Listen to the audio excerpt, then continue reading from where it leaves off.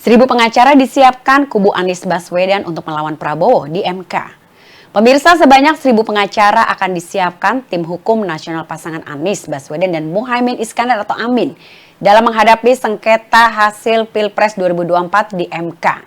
Juru bicara Timnas Amin, Iwan Tarigan, mengatakan nantinya Ketua Tim Hukum Nasional Amin, Ari Yusuf, yang akan memimpin gugatan sengketa hasil Pilpres di MK. Kemudian ia juga akan dibantu oleh Ketua Dewan Pakar Amin, Hamdan Zulfa, anggota Dewan Pakar Amin, Refli Harun.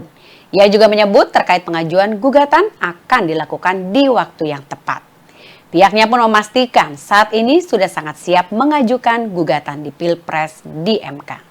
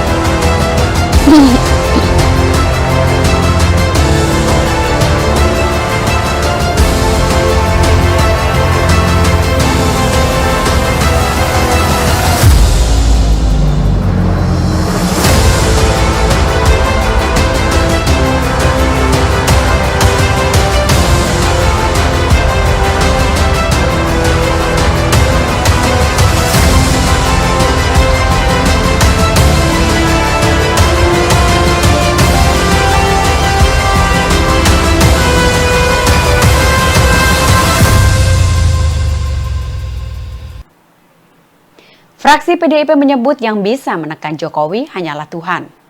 Pemirsa, Komisi 4 DPR RI menggelar rapat kerja dengan Menteri Pertanian pada Rabu 13 Maret. Dalam rapat itu membahas sejumlah masalah terkait harga beras hingga pupuk kepada Menteri Pertanian Amran Sulaiman. Salah satu yang mempertanyakan adalah anggota Komisi 4 DPR dari fraksi PDIP, Ono Surono. Ia mengatakan pembuatan kebijakan diskon pupuk adalah gampang. Ono pun menyebut bahwa Presiden Jokowi memberikan harapan kepada seluruh petani. Namun hingga saat ini belum juga ada keputusan terkait biaya dari Kementerian Keuangan untuk kebijakan pupuk. Dikatakan juga Mentan sudah beberapa kali berkomunikasi dengan Menteri Keuangan soal anggaran. Ono pun lantas bertanya kepada Amran, siapa yang bisa menekan Menteri Keuangan untuk segera mencairkan dana. Amran pun menyebut sebagai mitra, ia tak bisa menekan Menteri Keuangan, dan yang bisa menekan hanyalah Presiden Joko Widodo sendiri. Mendengar hal itu, Ono pun menyebut bahwa hanya Tuhanlah yang bisa menekan Presiden Joko Widodo.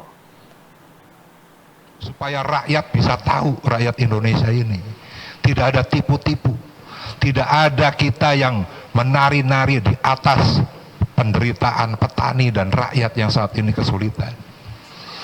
Jadi sekali lagi bahwa sudah diketok di ratas tapi belum dikeluarkan suratnya. Berarti yang bisa menekan Menteri Keuangan membuat surat itu Pak Menteri Pertanian apa bukan? Bukan bawaan saya, Pak. Mitra. Ya, mitra. Berarti siapa yang bawahan atasannya Bu Menteri Keuangan? Siapa, Pak? Siapa yang bisa menekan Menteri Keuangan? Enggak, dijawab saja. Kan ini normatif pertanyaannya. Siapa yang bisa? Yang bisa menyampaikan adalah Bapak Presiden. Nah, oke. Ya udah tinggal itu. Presiden seperti yang bisa memerintahkan itu adalah mitra. Saya tidak bisa paksa dia. Oke. Bapak harus tahu. Nah, berarti kan harus Pak Menteri ke Presiden dong. Saya sudah sampai berkali-kali Presiden ngomong di depan ribuan petani itu, dan sekarang menjadi harapan. Maaf Pak, kami sudah ratas 3 kali dan sudah diputuskan Menteri Keuangan hadir. Berarti hanya Tuhanlah yang bisa menekan Joko Widodo. Terima kasih. Izin Pak Ketua sedikit. Ya, 1 menit. Iya. Jadi kalau urusan itu saya udah ngomong lama Pak. Jadi Pak Ono aja baru ngomong Presiden sekarang. Sederet pengacara ternama siap bela Prabowo di MK. Pemirsa, pasangan calon nomor urut 2, Prabowo Subianto dan Gibran Rakabuming mulai melakukan ancang-ancang melawan gugatan sengketa pemilu 2024 yang akan didaftarkan di Mahkamah Konstitusi atau MK. Mereka menyiapkan pengacara ternama untuk menghadapi gugatan itu. Kesiapan tersebut lantaran Komisi Pemilihan Umum atau KPU yang akan segera menetapkan hasil rekapitulasi suara pada pemilu 2024. Rencananya, keputusan itu akan diketok pada Rabu 20 Maret 2024. Kemudian Wakil Dewan Pengarah Tim Kampanye Nasional atau TKN Prabowo Gibran, Yusril Issa Mahendra mengungkapkan nama-nama pengacara ternama yang akan menjadi tim kuasa hukum Paslon 02. Sosok yang dipilih merupakan keputusan dari Prabowo. Yusril juga menjelaskan setidaknya ada 35 pengacara yang ditunjuk oleh Prabowo untuk menjadi tim pembela menghadapi gugatan MK tersebut. Dan berdasarkan peraturan yang berlaku, pihak yang tidak puas terhadap keputusan KPU itu dapat melakukan perlawanan ke Mahkamah Konstitusi, permohonan supaya keputusan KPU itu dibatalkan. Dan itu hanya diberi waktu 3 hari. 3 hari dari tanggal 20. Tanggal 23 itu permohonan itu sudah harus masuk. Dan kalau hasilnya tetap seperti sekarang, artinya kan Pak Prabowo Gibran kan sebagai pemenang, anggaplah seperti itu kan. Kalau tidak ada sengketa gitu. Kalau misalnya yang bisa mengajukan permohonan pembatalan itu kan hanya pihak yang kalah kan. Hal ini adalah Pak Ganjar dan Pak Anies begitu. Nah, kita kan belum tahu apakah mereka satu-satu akan mengajukan permohonan pembatalan sengketa ke MK atau mereka bergabung. Nah, kita tuh belum tahu. Nah, jadi tugas dari kami di TKN-nya Pak Prabowo itu tugas saya lah mempersiapkan para lawyers. Sudah dirumuskan dan sudah diterap surat kuasanya. Sebentar lagi akan disampaikan kepada Pak Prabowo dan Pak Gibran untuk ditandatangani. Ada sekitar 36 orang lawyers yang akan standby begitu. Kalau mereka tanggal 23 nanti mengajukan permohonan sengketa ke Mahkamah Konstitusi, kita juga akan menyampaikan surat kepada mereka sebagai pihak terkait. Ridwan Kamil menyebut Jakarta menyandang nama sebagai ibu kota adalah faktor ketidaksengajaan. Pemirsa, Kurator Pembangunan Ibu Kota Nusantara atau IKN, Ridwan Kamil mengatakan Jakarta tidak pernah disiapkan menjadi ibu kota sejak dahulu kala. Emil juga menyebut karena suatu kondisi, maka Jakarta terpaksa menjadi ibu kota. Sehingga penunjukan Jakarta sebagai ibu kota adalah sebuah ketidaksengajaan. Dan untuk itu, ibu kota harus pindah ke IKN Kalimantan Timur. Emil menyampaikan hal tersebut dalam Rakornas IKN di Kempinski Hotel Jakarta Pusat pada Kamis 14 Maret. Ia juga mengatakan IKN bukanlah ide dari Presiden Joko Widodo. Ia pun menyebut Jokowi hanya mengimplementasikan kewajiban sejarah saja.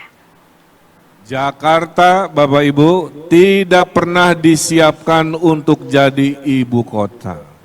Itu kalimat penting pertama, saya ulangi. Jakarta dari dulu tidak pernah disiapkan jadi ibu kota Republik Indonesia. Jakarta adalah ibu kota yang tidak sengaja, kepaksa. Ya. Maka kalau ditanya kenapa harus pindah ke IKN, jawabannya yang pertama tadi, Jakarta tidak pernah disiapkan untuk ibu kota. Yang kedua, IKN itu bukan idenya Pak Jokowi. Pak Jokowi hanya mengimplementasikan kewajiban sejarah, Pak. Jadi dulu Batavia itu, Pak, tidak layak jadi ibu kota pemerintah kolonial Belanda. Banyak penyakit, ada wabah seperti COVID namanya malaria Sundanika. Berikut, maka dipindahkanlah ibu kota Nusantara, ibu kota kolonial Belanda itu ke Bandung, Pak. Kira-kira begitu, ya. Jadi Bandung itu sebenarnya IKN kalau sejarah tidak bergeser, Pak. Ya. Bandung sudah dibikin pusat militer, makanya semua jenderal pasti lewat Bandung Cimahi, kira-kira begitu, ya. Kementerian Perhubungan sudah pindah, makanya PT KAI di sana dan seterusnya, dan seterusnya. Tolong gambar berikutnya. Tapi gagal karena tahun 29 ada depresi besar ekonomi dunia. Dan tahun 42 Jepang datang, maka bubarlah IKN versi pemerintah kolonial Belanda. Beda strategi Anies, Prabowo, Ganjar dalam gugatan di Pilpres MK. Tiga kubu pasangan calon presiden dan calon wakil presiden masing-masing sedang menyiapkan strategi untuk menghadapi sidang sengketa Pilpres 2024 di MK. Kubu 01 Anies Muhaimin, kubu 02 Prabowo Gibran, dan kubu 03 Ganjar Pranowo dan Mahfud MD memiliki strategi masing-masing dalam menyiapkan pertarungan di MK. Adapun gugatan sengketa Pilpres disebut-sebut akan diajukan oleh kubu 01 dan 03 untuk menggugat kubu 02 yang diduga melakukan berbagai kecurangan dalam Pilpres 2024. Gugatan terkait hasil Pilpres itu dapat diajukan ke MK 3 hari setelah rekapitulasi suara tingkat nasional sudah ditetapkan oleh KPU. Kubu Anies Muhaimin menyiapkan setidaknya 1.000 pengacara untuk menghadapi gugatan Pilpres di MK. Pernyataan tersebut disampaikan oleh juru bicara Timnas Amin, Iwan Tarigan pada Kamis 14 Maret. Timnas Amin juga sudah mengantongi sederet data dan juga bukti adanya dugaan kecurangan dan penyelenggaraan Pilpres 2024. Sementara itu, untuk kubu 02 Prabowo Gibran sebagai pihak yang akan digugat oleh pihak 01 dan 03 hanya menyiapkan sebanyak 36 pengacara saja. Hal tersebut sudah dikonfirmasi oleh Ketua Umum PBB Yusril Issah Mahendra pada Kamis 14 Maret. Dan kubu 03 Ganjar Mahfud sejak awal sudah mengatakan bahwa mereka menyiapkan saksi Kapolda. Hal itu dikonfirmasi oleh Wakil Deputi Tim Hukum Tim Pemenangan Nasional Ganjar Mahfud Henry Yosodiningrat. Saya kira menambahkan bahwa seluruh rangkaian tahapan, mulai dari penghitungan yang ada di wilayah, di level BPK, naik sampai dengan KPUD dan KPU, tentunya ini setiap hari dipantau. Sehingga tentunya tahapan yang ada, ini tentunya kita semua mendorong untuk bisa tepat waktu. Tentunya selesai daripada penghitungan tersebut, tentunya ada mekanisme selanjutnya terhadap yang tidak puas dengan hasil, yang kemudian dibuka ruang untuk mengajukan gugatan PHPU, baik sengketa yang membahas tentang Pilpres maupun yang membahas tentang Pileg. Tentunya berbagai macam isu